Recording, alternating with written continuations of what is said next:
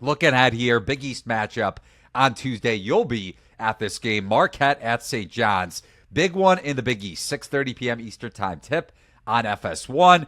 St. John's blew a 19-point second-half lead against Providence over the weekend. Kadari Richmond hit the game-winning mid-range jump shot. A little bit of a teaser there in terms of my angle for this game. So St. John's holding off Providence, and then Marquette never led against UConn. Clearly a statement game from Dan Hurley's Huskies on Saturday night. The Golden Eagles trailed by as many as 22 points in the first half. What's your angle here, and do you think you'll get reception to live bet this one? Yeah, I do think I'll get reception to live bet it. It's not that hard at MSG. Usually if it's like fully packed, but I do expect some of the upper deck seats to be a little empty tomorrow. 6:30 p.m. tip on a Tuesday. So, might have a little bit of that type of fallout, but ticket prices were pretty high. Again, two winning programs, two ranked programs. St. John's carrying the number 12 into this one. I mean, this is going to be fun. This is arguably one of the most fun games of the season thus far, maybe in Rick Pitino's tenure at MSG with this team. So really excited to be there. My angle, I mean, here's the thing, Eli, you know me, and maybe some of the people who are watching or listening might not. I don't really do a lot of human thinking in terms of my betting. It's all numbers. Well, analytical angle. Right. I don't really bring in the human element. I try not to feel things out. I just really go by numbers and what's worked and, deriving what I perceive to be my edge. Marquette is my edge. I have an edge on Marquette. Is unfortunate as a fan. I'll look exactly like this if you're going to be at the Garden tomorrow. I just unboxed the fresh, crispy R.J. Lewis Jr. jersey. I will take it off immediately after filming this podcast, and then I will put it.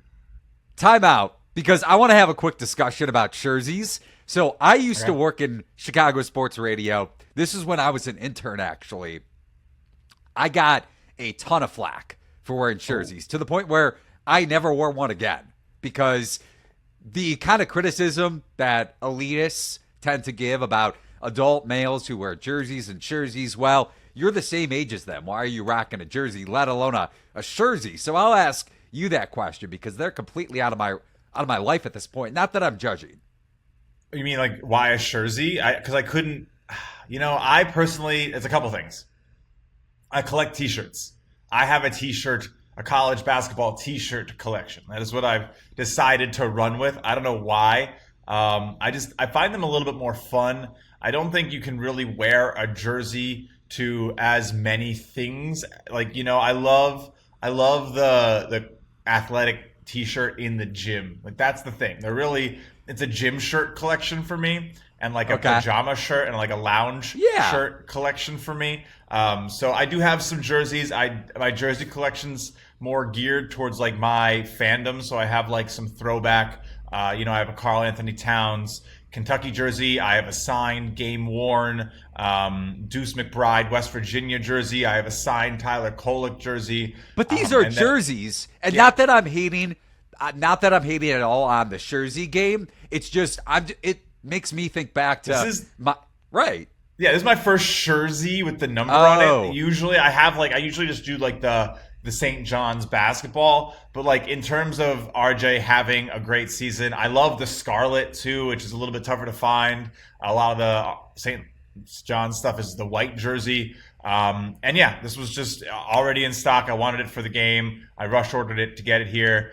And honestly, it's just a little bit more financially feasible if I want to collect the whole team in this format rather than the jerseys. So again, I'm a T-shirt guy.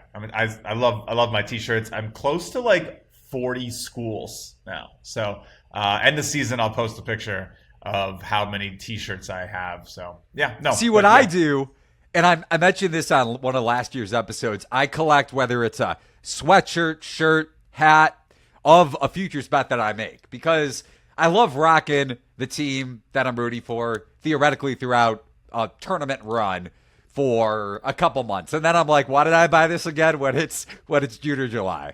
Yep. I mean, it's fun. I don't know. I'm a big fan. The St. John's team has been awesome. I'm really excited, honestly, back to like handicapping it. Kadari Richmond, like you said, maybe part of your point, taking a little bit of a step up. And I think that's exciting tomorrow with Cam Jones, Kadari. That is one of the most fun battles we're going to see. I mean, could it be RJ Lewis that we're talking about instead? Yeah, but, he's shooting under 29% from three this season. I was looking at St. John's. There's plenty of reason to think that they have a lot more of a ceiling. Aaron Scott, Sim Wilcher shooting pretty cold. But, there's also plenty of reason to think that the cold shooting could continue. We saw the second that they go cold and the defense can lapse, they just look a little human. But, when they're playing well, all five guys can get steals and run transition and finish at the hoop. So it's a fun team. I'm excited to see how it goes tomorrow. Marquette is the first real test, and I think you're getting +3 with Marquette. So I think you want to take those points. Interestingly enough here, and we'll see how Shaka Smart decides to play it, but per shot quality, Marquette giving up the third fewest open three-point attempts in Big East play. Does that continue against this St. John's offense? Lack thereof in terms of perimeter shooting efficiency and just attempts per game standpoint. What's really interesting here and why I like this play a lot, looking at it as that analyst, the human on top of the model and the edge and all that good stuff that's kept me up here for so long.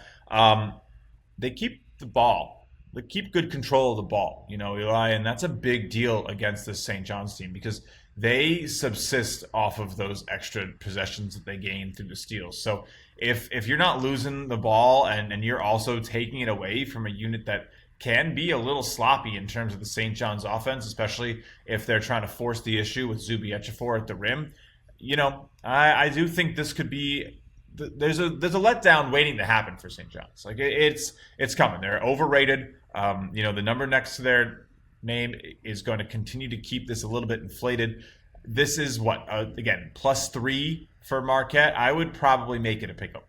Is around where I have it. So yeah, I think you want to go grab those 3 points off the market. I'll be putting something down shortly, I believe. So that's a nice play in my opinion. I think this is going to be a Marquette win, or at very least a close game. I would be shocked to see this one be an extreme result either way.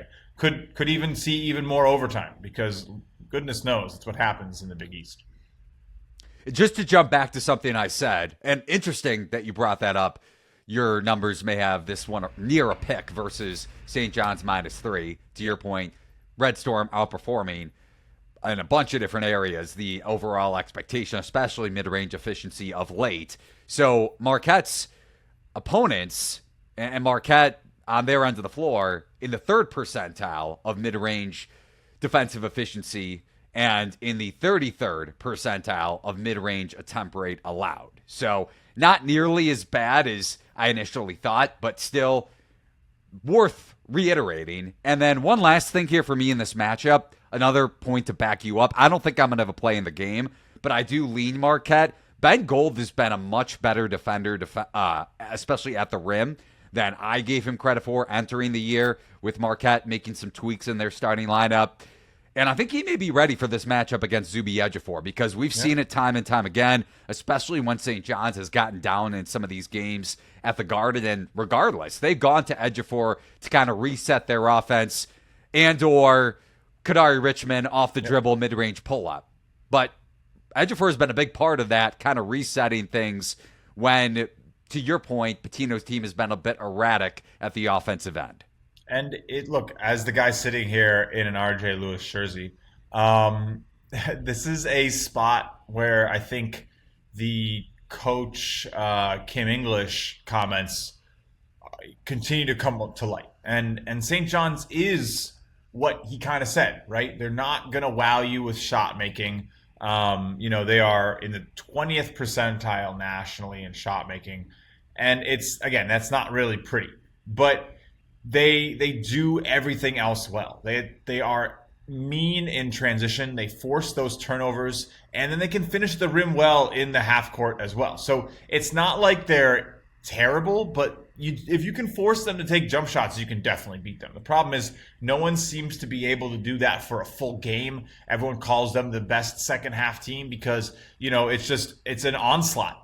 They have the penetration from RJ Lewis, from Kadari Richmond, from Smith. They have the big guy inside who can get the offensive rebounds and give them another 20 seconds of attack. And by time you're 30 minutes into that and you have to go a whole another 10 minutes and they're ready to go. Like, the conditioning of this team is impeccable. So that's what's going to be the biggest test for Marquette. So I would look at other teams that maybe move the way St. John's does. It's not as though, they're not the fastest team, but they are like lightning quick when they move. So it doesn't happen every possession, but when they go, the equivalency of shooting 70% from like beneath the rim on a transition bucket, because 1.4 expected points per possession if you let them get into transition. That's the key. Limit those transition buckets. They get into transition the 16th most in the country, though. So how Shaka Smart can limit that, I don't know, because they essentially they're going to need to hit their shots, because if you're not hitting your shots, then you're not going to get the defensive boards if you're cheat in transition. So what's going to happen? Either Marquette's going to be shooting well or they're going to lose. Welcome to the Garden.